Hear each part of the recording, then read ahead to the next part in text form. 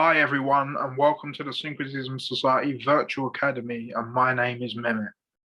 And today's lesson is going to be connecting the planets with the signs and showing like what combinations they have and which particular planets associate with which particular signs. Obviously, I've done that in the past 4 videos where I've done about we've read about the sign and we've read about the ruling planet, but what I want to do now is kind of simplify that and also add a bit more to it, because one sign is not just kind of correlated to mainly one planet. Although, like in simple terms, you could say, for example, Mars connects with Aries and Scorpio, which is true, but also Mars connects with Capricorn, because we're going to talk about something called exaltations and introduce that into today's lesson as well.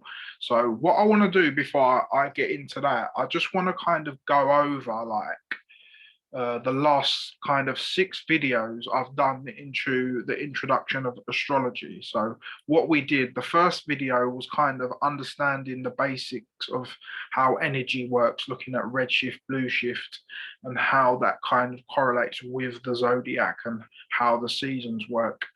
The second video we did was about the elements and the modes and the modalities of each sign. So we spoke about fire, earth, air, and water, and then we spoke about cardinal, fixed, and mutable as well. And then the 4 lessons after that, we went through each season, and there's 3 signs in each season. So the first one we did was spring of Aries, Taurus, and Gemini. Then we did summer of Cancer, Leo, and Virgo. Then we did autumn of Libra, Scorpio, and Sag. And then my last astrology lesson before this one, we did about the winter season, which was Capricorn, Aquarius, and Pisces. So before I get into this board, which is what I've done with this board, is each sign and each planet kind of can be defined by one word or one phrase. So I want to kind of introduce that, because I think that's a really good way of getting to learn things quicker. Because like if I like started talking about, for example, I don't know, Mars. Obviously, I've put the word action because Mars is about how you take action, but it's not just about that. There's other stuff as well. But to get a better understanding or a quick way to learn it is you can attach these one-liners or these main words that correspond with each sign and each planet. And also what I want to show you today is like kind of when you mix the two together, how that creates a unique energy as well. But like I said, before I get into that, what I want to do is I'm going to bring up my board, and we're going to go through how the sine wave works, and yeah, cardinal, fixed, mutable, earth, air, fire, and water. So the way the sine wave works is it starts here and it goes like this. You can either go like this as a wave, or you can go like this in a circle. If you watched my video on introducing the sine wave, I explain this. It doesn't matter which way you can go, like I said, in a wave, or you can go in a circle. Personally, I think explaining it in a circle is a lot easier because it just comes back round. So the first sign of the zodiac is Aries and is a cardinal sign. Cardinal signs are the first signs of each season. So that would be Aries, Cancer, Libra, and Capricorn. And then the middle signs, which are the fixed signs in each season, is Taurus, Leo, Scorpio, and Aquarius. And then you've got the mutable signs, which are Gemini, Virgo, Sagittarius, and Pisces. Just a quick recap. So the cardinal signs would be almost, you could say, the starters of projects or the leaders. Um, the fixed signs are the ones in between. So they're not really finishers off or starters off. They're kind of the best of both worlds. And the mutable signs are ones that are finishing off a project or a particular task. So you can look at it as cardinal as beginning, fixed as middle, and mutable as end. So that's a simple way you can look at it. So yeah, so like I said, each season has 3 signs. So this is spring season up here. So you've got Aries, Taurus, and Gemini. That makes the spring season. And then you've got Cancer, Leo, and Virgo, which makes summer. And you've got Libra, Scorpio, and Sagittarius, which is autumn. And then you've got Capricorn, Aquarius, and Pisces, which is winter. And also, like I've mentioned in my other shows, all the seasons have a particular humor or a vibe. So spring is hot and moist. Summer is hot and dry. Autumn is cold and dry. And winter is cold and wet. So what I'm going to now do is I'm going to move over to my other board. And also, yeah, like just to let you know, the color coding in relation to the signs, obviously red is fire, green is earth, black is air, and blue is water. So what I'm going to now do is I'm going to go to bring my other board forward and go into like how we can memorize the signs by one-liners or key words. And also what I mentioned in my other signs was how the 12 signs also go through the body.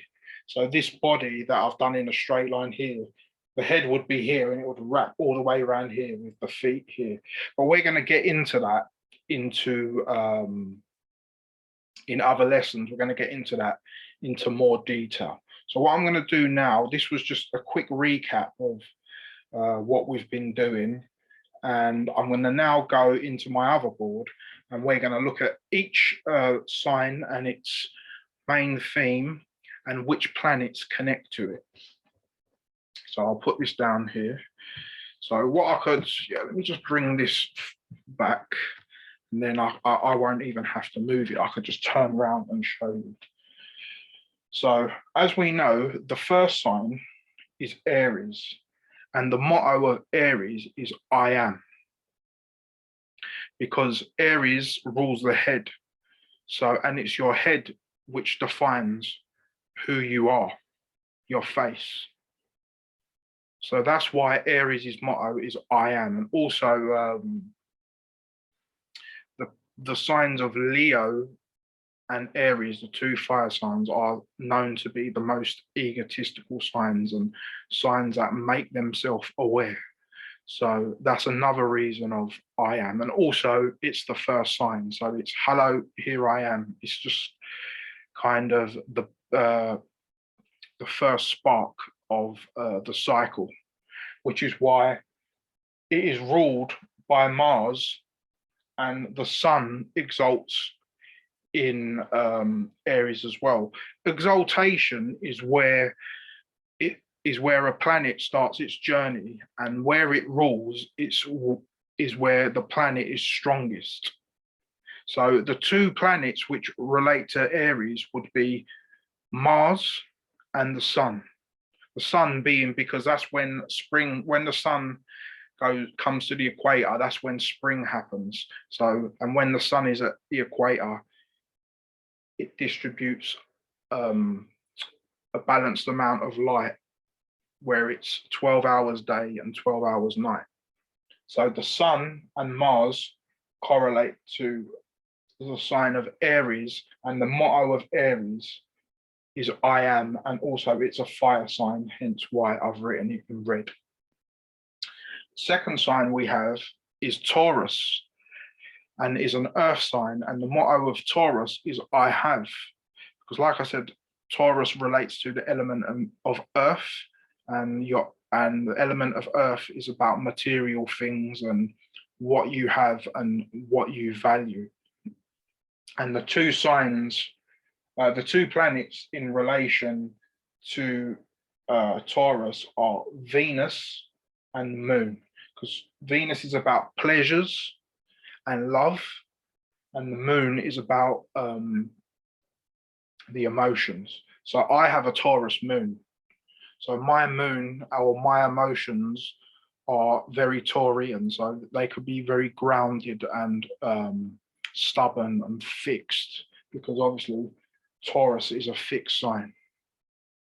Whereas if you had your moon in Aries, you'd be very fiery, because Aries correlates to the planets of Mars and the Sun. So moving on, the third sign is Gemini. Also, another thing I forgot to show you is each sign has a symbol. So the symbol of Aries, as you can see, is like some ram's horns, and also the M, the M shape is also correlated to Mars as well, and also it's like the opening of the Taurus field, which would be this part here. But obviously there'd be another one going, oh, sorry, you couldn't see that. So it would be this part here opening, and then be another line going that way as well. So all the symbols of the signs are related to the actions, or obviously the animal it correlates with. So moving on to Gemini, Gemini is the sign of the twins, hence why this is the symbol. As you, I'll move my hand out, I'll try and go like this, yeah. So this is the symbol of Gemini with the Roman numerals of 2. And the main motto of Gemini is I think. Obviously there's more to that, but Gemini is an air sign. So the air element is to do with intellect and mind and communication. So that's why the motto of Gemini is I think. Also, Geminians are very good speakers, very good communicators. They're good students as well. So that's why you have the planet of Mercury is the main ruler of Gemini, and Mercury is to do with communication. And also we have the North Node, which is to do with your present life. You have a North Node and a South Node. The North Node and South Node are always opposite each other, no matter where they are in the zodiac. So for example, if the North Node is in Aries, the South Node will be in Libra. If the North Node is in Cancer, the South Node will be in Capricorn. So I'll show you on here. So yeah, so the North Node would be here, and then the South Node would be there. They're always opposite each other, whichever sign they fall in. The South and North Node are always opposite each other, no matter what. So moving on to the next sign is Cancer, and the motto of Cancer is I feel, and that is because Cancer is ruled by the moon, and the planet of Jupiter is exalted in that sign. So obviously moon is to do with your emotions, and where is it? Jupiter is to do with abundance, or what comes easy to you. It's also to do with morality and goodwill as well. So people who are Cancerians are very emotional and loving, and they have a very motherly energy. They also known to be quite sad, because this is why they have the symbol of the crab and the crab falling down, because obviously I'll show you again, I'm going to be using 2 balls today, because once the sun comes up to the Tropic of Cancer, it can only start waning. So this sadness is almost like the sadness of colder days coming, because I know this part is the summer and it's the hottest part, but from once the sun reaches the Tropic of Cancer, it only has one way, and that's to go down. So the sadness and the emotions of Cancerian people is similar. Oh, sorry about that, is symbolized through that, if that makes sense. So moving on to the next sign, and its motto is Leo. And Leo is about, the motto of Leo is I create, and its ruling planet is the sun. And obviously we know the sun is the main orb in the heavens. Without the sun, there'll be no life, there'll be no plants, there'll be no light for us to see. And yeah, the sun symbolizes the self and who you are. And like I said, the motto is I create. Leos and people with a lot of Leo placements in their chart, they're very creative people. They like attention. They're not afraid to get out there and show themselves. So it's a very creative force. And obviously it's a masculine force, which correlates with I create as well. And obviously it's in red, which is a fire sign. Yeah, forgot to mention Cancer in blue is a water sign, obviously. So moving to the next sign is Virgo. And the main motto of Virgo is I analyze. Virgos are known to be very picky and analytical and suffer from OCD.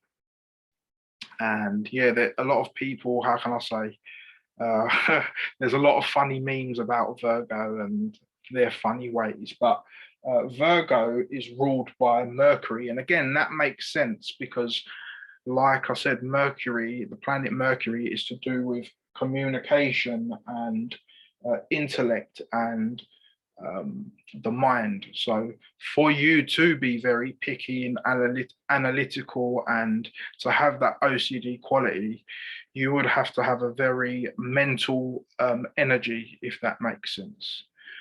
So yeah, Virgo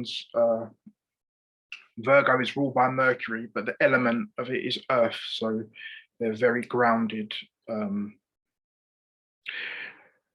Obviously, what I forgot to mention, and I've mentioned in other videos, is that each season and each sign is a particular part of the day. So spring correlates to the morning, summer correlates to the afternoon, autumn correlates with the evening, and winter correlates with the night. Well, Virgo is the last sign of the summer. So the time it represents is 4 p.m. to 6 p.m. So in this time, even in the real world, this is the time where we have to be very analytical. This is the time where at work, people do all their paperwork and start organizing things and getting them ready for the next day. So that last part of the work hour, them last couple of hours, 4 to 6, is a very Virgoan energy. So moving on to the next sign, Libra, is I balance, and Libra is mainly about relationships and justice. And the two planets, should I say, that rule Libra are Venus and Saturn. Obviously, Venus, because Venus is, I said it's about, I've put Venus down as pleasure, but it's also about love as well. So that's why it corresponds with Libra, because Libra is about partnerships and relationships. But as well as Venus, this is where Saturn starts its journey, because Libra is at Libra is in, as you can see here, it's right in the middle of the zodiac. So this is when darkness happens. This is when the sun starts setting. So this is why Saturn starts its journey here, because it's to do with darkness. And this is where the sun sets. Set and Saturn are same etymologically. So Libra has the energy of Venus because it's to do with relationships and partnerships. But it also has a Saturnian energy because this is to do with when the darkness starts and the nighttime and the autumn. Moving on to the next sign, Scorpio, which is one liner, should we say, is I desire. Scorpio in the body rules the genital area. So it's to do with sexuality and um, reproduction and creating new life. And the two planets which correspond with Scorpio are Mars and Pluto. Um, Mars because of the action and the warlike and the passion, and Pluto because of transformation and rebirth. It's a very, very dark, intense energy. And also, yeah, another animal which correlates with Scorpio, which relates to the Plutonian side of it, would be the snake, because the snake always sheds its skin. So this shedding its skin is a symbol of death and rebirth and transformation. And this is the main, transformation is the main word for Pluto. So then moving on to the last sign of the autumn season, we have Sagittarius.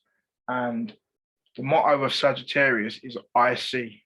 And the reason why it's I see, obviously, we know the archer is the symbol of Sagittarius. And we know that Sagittarius is to do with higher vision, philosophy, wisdom, religion, dreams. So this is why it gets the title of I see. And the two planets ruling, or not ruling, the ruling planet is Sagittarius, but also the South Node, which is about the past life, rules in Sagittarius as well, because like I said, it's about visions and spirituality and mysticism, should I say. And obviously Jupiter is to do with wisdom and abundance and being moral and being a righteous person, if that makes sense. Moving on, the first sign of the winter season and the earth sign is Capricorn. And the motto for Capricorn is I build. And the reason for that is because, as you can see here at the bottom, Capricorn starts here at the Tropic of Capricorn. And when the sun gets here, like at the Tropic of Cancer, the sun can only go down. Well, once the sun is at this point, the sun can only start going back up. So then that's why the motto of Capricorn is I build. And they are ruled by the planets of, well, it's ruled by Saturn, which is about building and making boundaries and structures. But it's also where Mars exalts. Where am I there? Where Mars exalts, because obviously, like I said, Mars is about action. So from this point onwards, the sun has to take action to move up. That's why Mars also connects with Capricorn. So you can see why particular signs connect with particular planets, connect with particular signs. Obviously, Mars here is no good because Mars rules here. Mars likes being on the move, but once it comes here, it's like on the decline. So it's no good here. But once it gets back, once it gets to Capricorn and starts going upwards, it's where it wants to be because Mars is about action.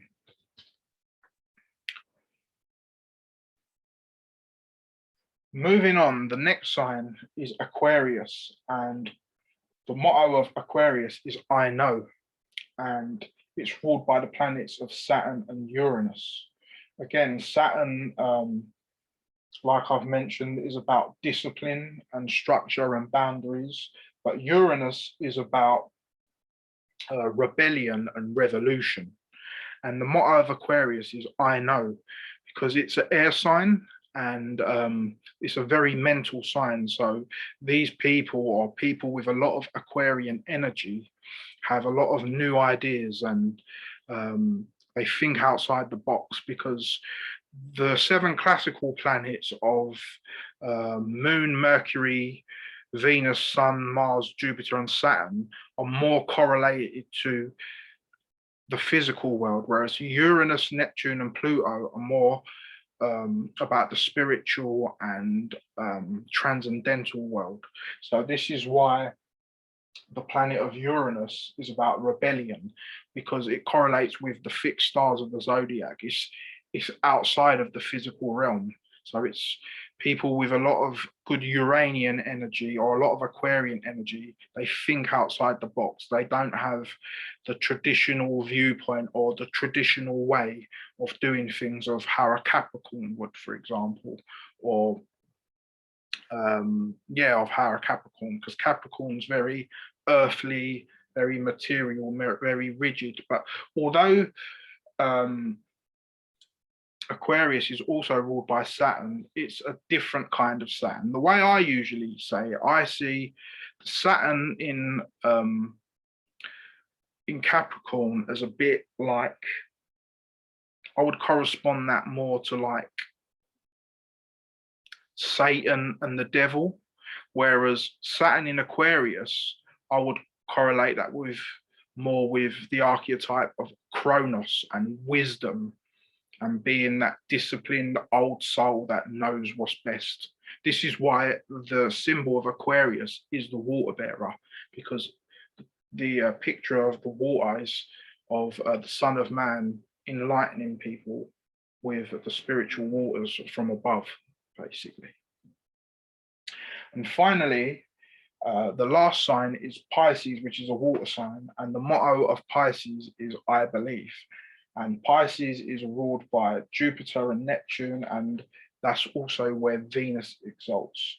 And obviously, we've been in the age of Pisces for the last 2000 years. And obviously, this has been the main age of like religions and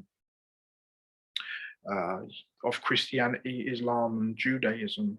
So the motto is about belief, and obviously with Jupiter being there, it's about wisdom and about morality and about giving to people. But the Neptunian side of Pisces is more to do with intuition and divinity and the crystalline sea, connecting to that higher source. So that was just a quick breakdown of each sign and which planets are connected to it. But what I want to now show you, like briefly, obviously we're going to get into a lesson of birth charts and looking at the houses. Well, the houses kind of relate to the signs, but I'll get into that in a different video. But what I want to now show you is like combining the two energies of the planet with the sign. So what I'm going to do is I'm going to use my chart as an example, and I can use some other examples as well, but I'll use my chart as an example. What I'll do first, I'll go through the planets and give you the main word that relates to them. So the moon is to do with your emotions, Mercury is to do with your communication, Venus is to do with your pleasure. Also, you could add love there. The sun is to do with yourself and like your soul purpose. Mars is to do with action. Jupiter is to do with abundance and morality and also wisdom. Saturn is to do with discipline and the lessons you learn in your life. Uranus is to do with, like I said, rebelliousness and thinking outside the box. Neptune is to do with intuition and spirituality. Pluto is to do with transformation. Rahu is to do with your present life. And Ketu is to do with your past life. So what I'll quickly do is I'll kind of go through my chart quickly on where each of these planets lie in which signs in my chart. So first of all, my moon is in the sign of Taurus. So that's a good start for me, because as you can see, I've got the moon symbol next to Taurus because the moon exalts in Taurus. That's where the moon starts its journey from the sign of Taurus. So that's a good placement straight away. So that would say that would, and obviously Taurus being an earth sign would say I have a very grounded emotions, very fixed, very stable.